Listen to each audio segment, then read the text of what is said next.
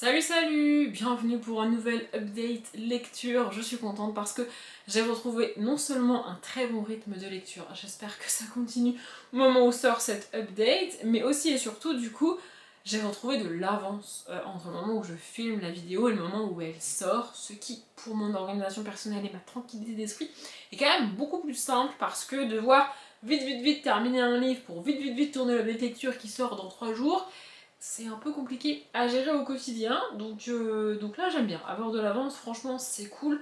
On est sur un plutôt bon update lecture, même si en chemin il y aura un petit échec, sinon c'est pas drôle. Mais on est sur quand même de plutôt bonnes lectures. Et d'ailleurs je vais commencer avec les livres que j'ai lus sur Louis Ganami, que j'ai fait au tout début du mois de juin. Je vous les ai montrés dans ce vlog évidemment et je vous en ai déjà parlé, mais j'avais dit que je reviendrais en update dessus, donc c'est ce que je vais faire. Et le premier c'est 43 rue du Vieux Cimetière, tome 6, Bon baiser d'outre-tombe de Kate et M. Sarah Clyde. Et d'ailleurs il faut que je regarde si j'ai la suite ou si la suite existe ou si... enfin ou quoi qu'est-ce, parce que je suis quand même au tome 6, que j'ai extrêmement bien avancé dans la saga, mais que... il faudrait que je me renseigne sur la suite quand même. Donc on est toujours sur cette saga qui est épistolaire. On a des extraits de journaux, des lettres, des échanges de petits mots, des télégrammes, etc. On est à une époque où la technologie, c'est pas trop ça. Ça existe, mais on est dans une ville qui l'utilise très peu. Au final, on va suivre Ignace Bronchon, toujours ce vieil auteur bougon qui au début du tome 1 s'installe dans un vieux manoir réputé hanté, 43 rue du Cimetière, donc pour écrire le 13e tome de la série jeunesse qu'il est en train d'écrire. Ça fait des années qu'il essaye d'écrire ce 13e tome, mais ce 13e tome est maudit, il n'y arrive pas.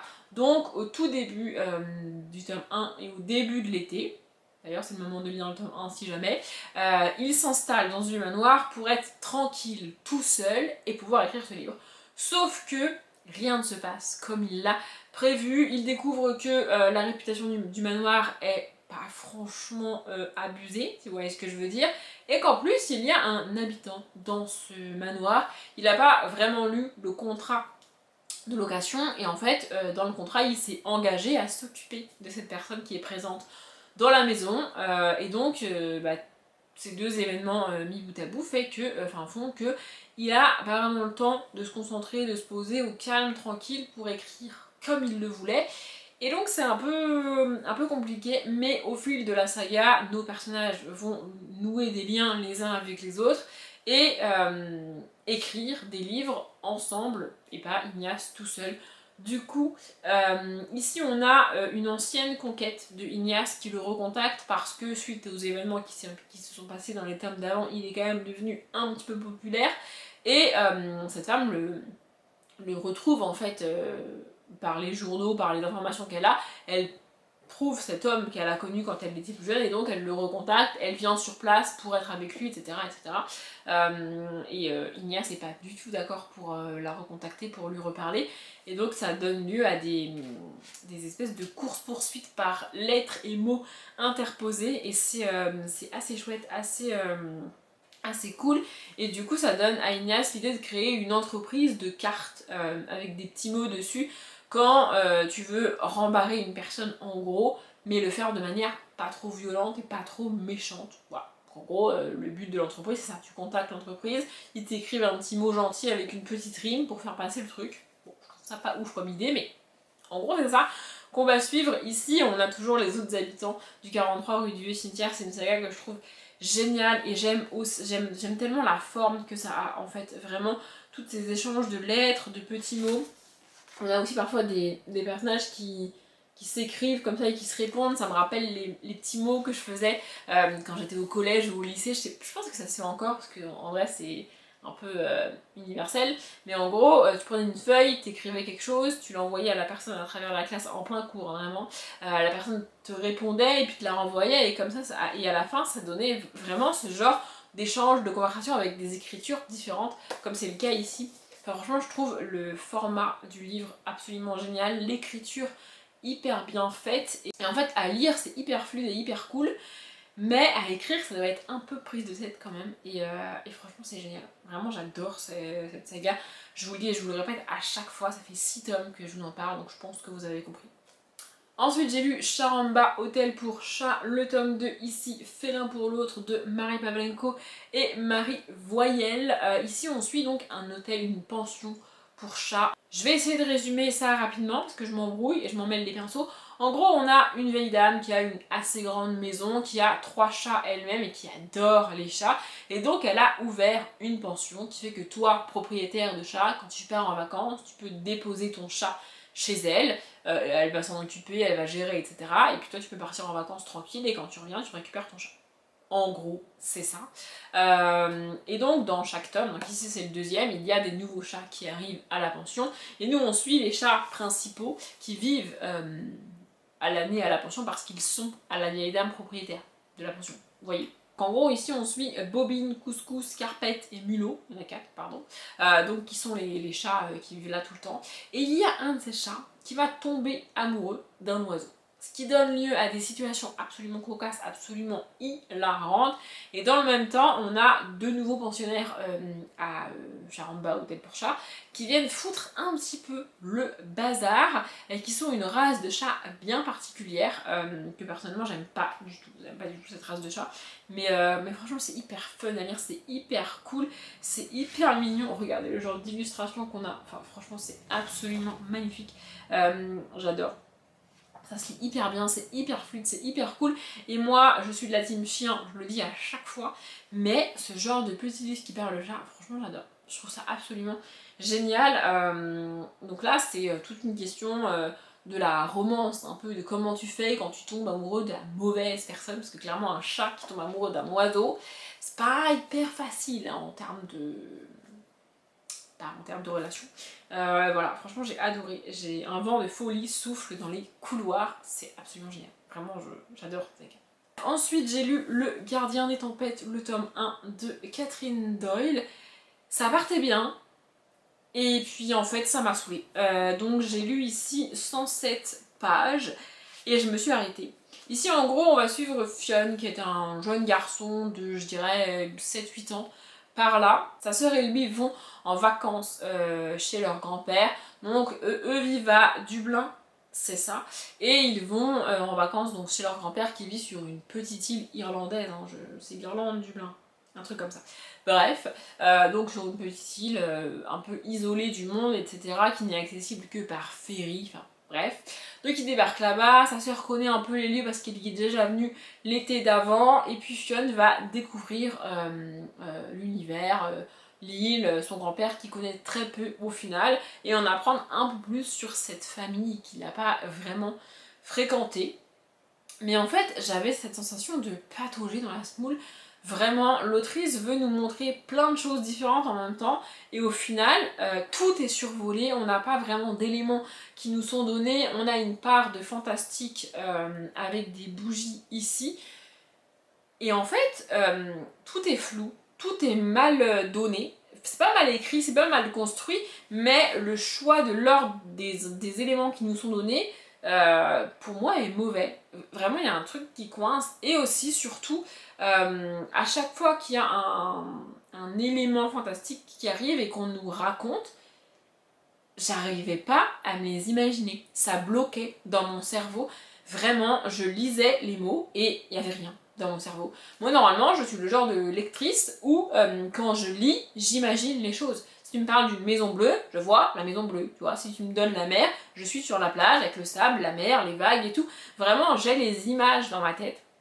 Il y a des lecteurs lectrices qui n'ont pas les images, je sais pas comment ils font, mais moi j'ai les images, et là en fait, je me suis retrouvée dans la situation où je lisais la scène et j'avais rien. Il n'y avait pas d'image qui se déclenchait dans mon cerveau, il y avait aucune imagination, il n'y avait rien, je lisais juste les mots. Et après avoir vécu ça, je comprends encore moins comment les lecteurs lectrices qui n'ont pas d'image dans leur cerveau arrivent à lire, parce que vraiment ça n'a pas de sens pour moi. Et donc en fait, ça donne un espèce de trou dans mon histoire. Parce que j'ai tout le début avec l'île, la maison du grand-père, le grand-père, la plage, tout ça c'est bon. L'herbe, les arbres, la petite boutique à laquelle il va au début, enfin tout ça j'ai dans ma tête en image. Et d'un coup, il y a toute une scène où j'ai rien. j'ai pas d'image, j'ai pas d'éléments. Et ensuite, on revient sur l'île au quotidien, etc., avec Fionn, son grand-père et tout, et là, j'ai de nouveau des images. Mais à chaque fois qu'il y a cette histoire de fantastique avec les bougies, en fait, il y a toute une magie où à chaque fois qu'on allume une bougie, on revit un souvenir qui s'est passé parfois il y a des centaines d'années sur l'île, et ben ces souvenirs-là, j'arrive pas à les imaginer. De la manière dont ils sont racontés, dont ils sont dépeints, je n'ai pas d'image, vraiment. Donc en fait, j'ai un trou dans mon histoire. Et quand j'essaye de refaire le fil de l'histoire, je n'arrive pas à me rappeler de ce qui se passe dans ces moments-là, puisque normalement, ce que je fais, c'est que je rappelle les images que j'ai imaginées. Je sais pas si vous voyez ce que je veux dire. Et du coup, avec le fil des images que j'ai dans ma tête, je me rappelle de l'histoire et je suis capable de... Enfin, j'ai l'histoire en tête, vous voyez, sauf que là, j'ai un trou. Parce qu'il y a toute une partie de l'histoire où j'ai pas les images, en fait. Donc, je me rappelle pas de ce que j'ai lu. Vous voyez, je suis pas capable de me rappeler de juste ce que j'ai lu. Moi, ce que je me rappelle, c'est des images que j'ai en lien avec ce que j'ai lu. C'est très bizarre, je sais. Mais, donc là, du coup, en fait, je me retrouve avec un texte à trous, littéralement. Et donc, bah, comme les trous que j'ai, c'est l'élément principal du côté fantastique de l'histoire, au bout d'un moment, bah, juste se suivre Fionn en vacances chez son grand-père, ça me mangeait pas des masses. Vous voyez ? Je sais pas pourquoi ça me fait ça, parce que c'est vraiment que ces éléments-là, cette description-là, que je n'arrive pas à imaginer.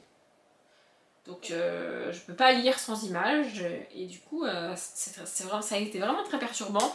J'ai essayé, j'ai insisté, ça m'a fait ça la première fois, je me suis dit, ah, c'est bizarre, ça bloque en fait. Puis une deuxième fois, ça rebloque, et vraiment c'est très compliqué. Donc en fait je peux même pas vous parler du côté fantastique de l'histoire et de ce qu'on nous raconte là, puisque je n'en ai pas de souvenir. Je sais pas trop quoi dire de plus sur ce livre, donc si vous l'avez lu, franchement n'hésitez pas à m'en parler en commentaire, parce que c'est la première fois de ma vie que ça me fait ça. Du coup je sais pas trop quoi en penser. Et enfin, j'ai lu Témoin muet de Agatha Christie. Ça faisait un moment que j'avais pas terminé de Agatha Christie. Le dernier, Mort sur l'île, avait été un échec cuisant.